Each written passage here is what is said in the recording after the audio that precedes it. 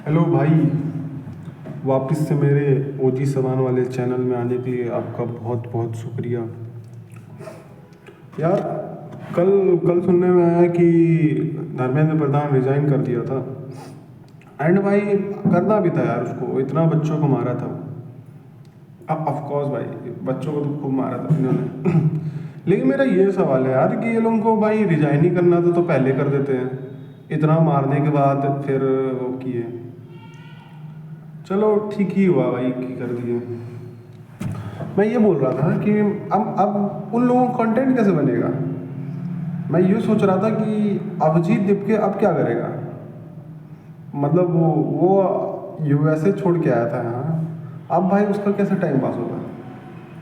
मतलब अब किसको रिजाइन मांगेगा, अब तो कोई चारा ही नहीं रह गया।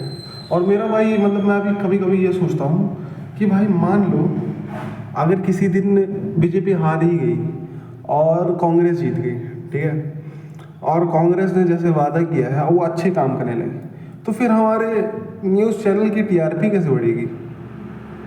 उनका भी तो घर चलना चाहिए। उनकी उनकी कमाई कोई कमाई नहीं, वो क्या करेंगे। फिर कैसे नफरत फैलेगा यार, मजा ही नहीं आएगा देश में। राहुल गांधी राहुल गांधी लगेगा पूरा सड़क बनाने, सोना निकालने। सॉरी गाइस, ये मैं रॉ वीडियो अपलोड करूँगा, मैं एडिट नहीं करता कोई भी चीज़।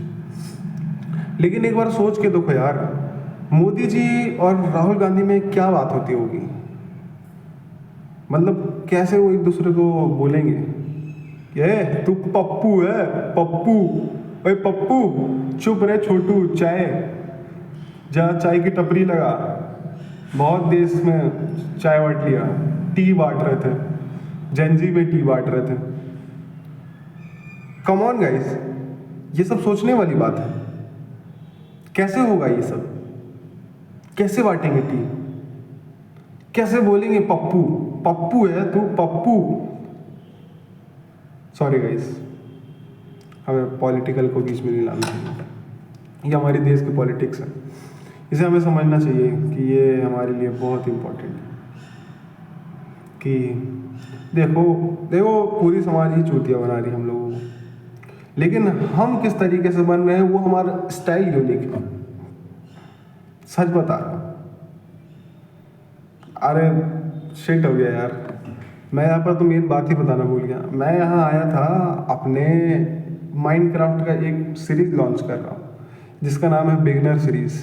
मेरे को कुछ भी नहीं आता माइनक्राफ्ट में, लेकिन मैं शुरुआत करूँगा माइनक्राफ्ट का आई थिंक अगले हफ्ते से।